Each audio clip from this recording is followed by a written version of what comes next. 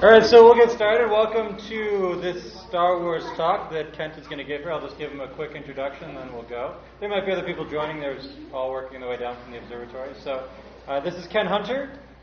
He's the father of two of our astronauts here, and their names are Andrew and Jesse. And they describe their father as an engineer who's interested in gadgets, novelties, scooters, scuba, camping costumes, Elvis, and all things sci-fi, including Star Wars, Star Trek, Doctor Who, and a 2001 Space Odyssey. So, hand it over to Ken. Okay, thank you. It is a spoiler alert. If anyone has not seen The Force Awakens, there will be some stuff in here that is in the movie. It's not going to wreck the movie, but it will tell you some parts that occur in the movie. I want to talk about Star Wars and some of the science in The Force Awakens. What I want to talk about in particular, I decided to pick a specific topic, and I want to talk about this thing. Does anyone know what that is? Who can tell me? Andrew? That's the Starkiller base from the Force Awakens movie. I want to talk a little bit about that. And I'm going to go back a year or so. I was doing some research for What's Up in Space last year. And I found out some interesting things. Now, you might recall in A New Hope, the Death Star destroyed the planet Elderban. And what I found out was a lot of people had issues, had questions about this. People were wondering. The question that came up was how much power is necessary to destroy an entire planet? The planet's about the size of the Earth. How much power would be needed to destroy the entire planet? So first, let's talk about energy. A pack of French fries has about 1,000 kilojoules of energy. To bike about 3 kilometers, this is traveling 3 kilometers, you can see how much energy would be used. That's for 3 kilometers. I don't know who would take a jet plane 3 kilometers, but if you want to take a jet plane 3 kilometers, you use about 300,000 kilojoules of energy. The atomic bomb that blew up Hiroshima had quite a lot of power. So people looked at this and figured out how much power would you need to destroy an entire planet. And that's the number right there. It's about 39 zeros. A lot of power is needed.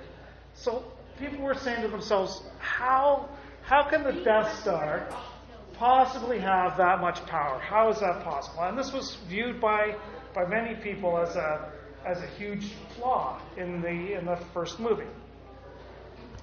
So in The Force Awakens, we were introduced to Starkiller Base. And Starkiller Base, according to the movie, is about, I think, about 10 times the size of the Death Star. In the movie, they show the Death Star, they show the Starkiller Base, and it's about 10 times. And we know from the literature that the Death Star is about 120 kilometers in diameter. So Starkiller Base is about 1,200 kilometers in size. It's about a third of the size of our moon, and it's about a tenth of the size of our Earth. So this is the size of this base in The Force Awakens. To put that in perspective, it's about the size of Ceres, which is the largest asteroid in our asteroid belt. So, and Ceres is spherical, so it's possible that this planet could exist. And as I mentioned, the Starkiller Base, it is a planet that they hollowed out to turn into this weapon. It has people walking around on it. It's a planet that was made into a weapon. Now, what's interesting about the Starkiller Base? It has this giant kind of cannon. Now, do people remember this gun? And what does this gun do? Do people remember? What does the gun do? It shoots energy. And where does it get the energy? It soaks up, exactly, right. It soaks up the sun. So here's the sun, a star, in relationship to the Starkiller Base. We don't know what size the star is in the movie, but again, we know stars come in different sizes.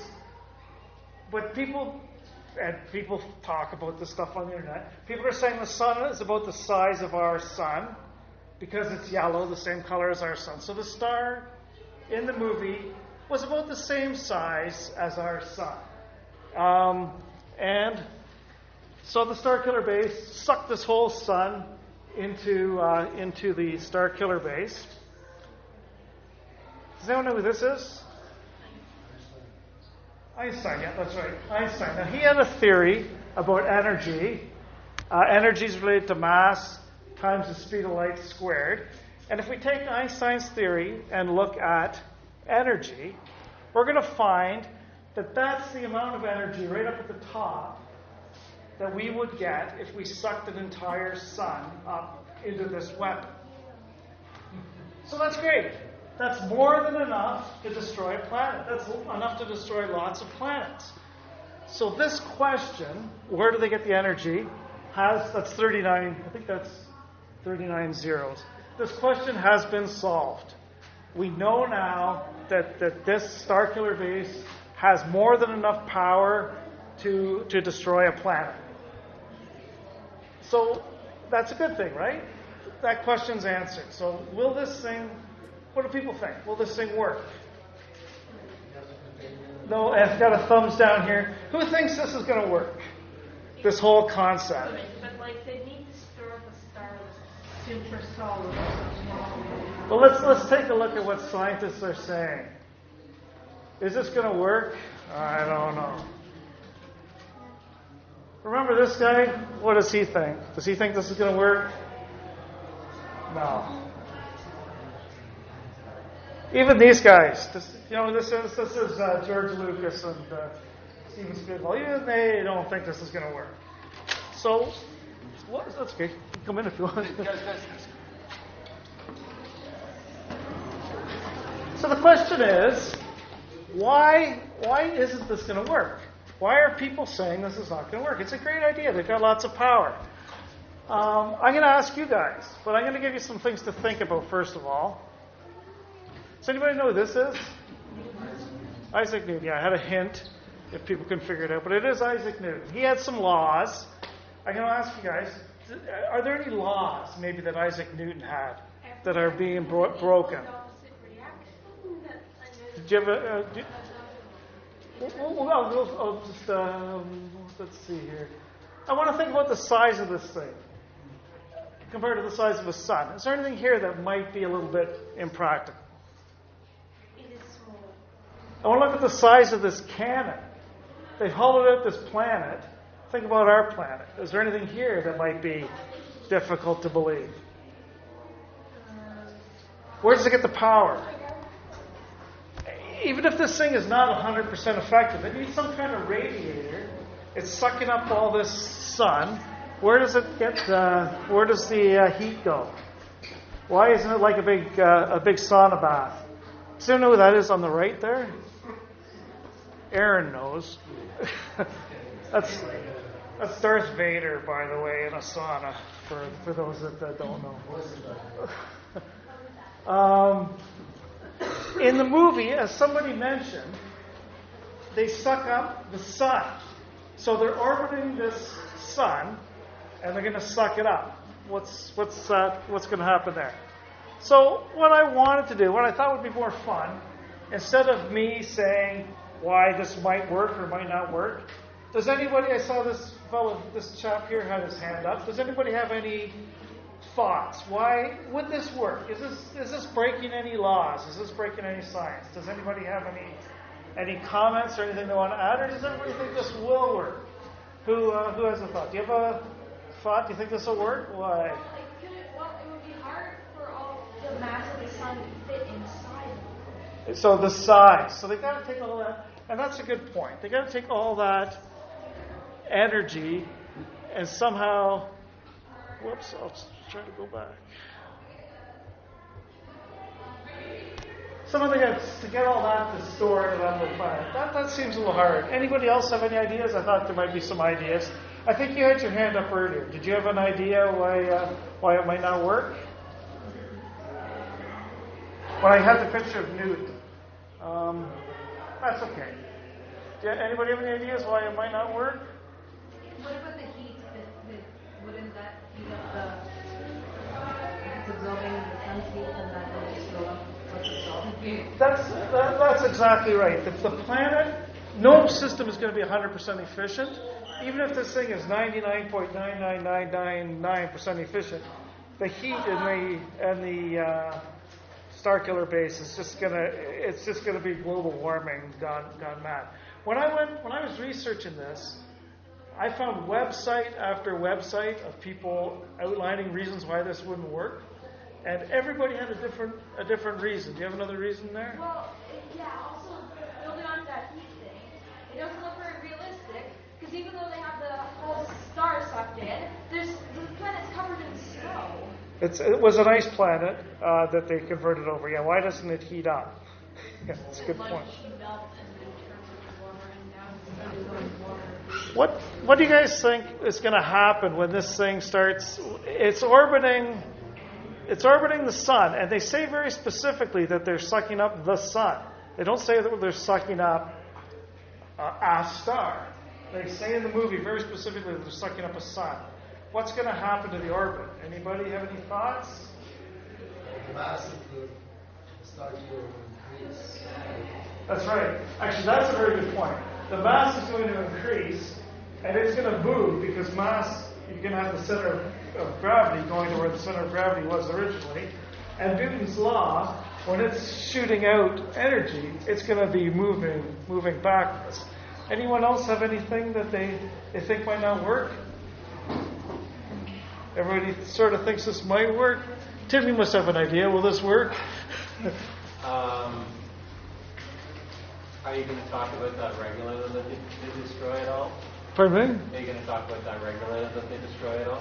The regulator? In the movie, the rebels had to destroy the regulator, which was north of the cannon. Without that regulator, the planet just overheats itself.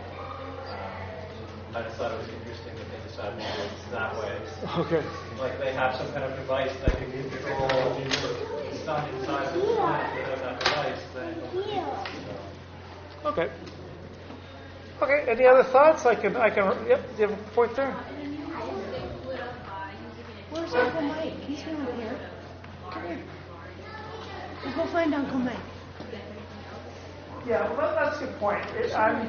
We're always talking about science in today's standards, but there could be some technology that we're like some people talk about lightsaber crystals, which are supposed to have magic powers, or not magic powers, but high-tech powers.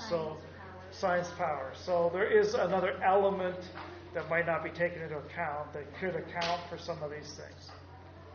Okay, I'm going to wrap it up there then. I just sort of wanted to bring that up and see what people thought, if people think it would work. I think, although it's a cool idea, and it's addressed the question about how does it get the power, there's still a lot of questions or uncertainties in there, things that might or might not work, that still, to me, it's all fun, and it's not supposed to necessarily be sciencey, but it's just kind of fun to look at it, to say to yourself, is this possible or is this not possible? So, any questions? I'd say first of all, it's a fantastic book, and well done to all the kids that have got some really good questions and some really good ideas, like exhaust is a great idea. But I think the last point that you said was really important, is that maybe there's some magic technology or science technology. So the talk about Newton and Einstein stuff is still a classical science approach, and potentially maybe there was stuff to do with the more higher dimension kind of aspects of science that we're just starting to scratch the surface of now. And dark matter, maybe the whole situation closes if you account for some of that technology having been realized in that Force Awakens universe. Yeah, people have, and again, on the internet they have explanations about antimatter and all sorts of things that they get into. But I was trying to stick with the science that we know. So, okay, thank you. Okay, thank you very much. Thank you. So just so you guys know what's going on right after this, pretty much everyone's headed back up to the observatory because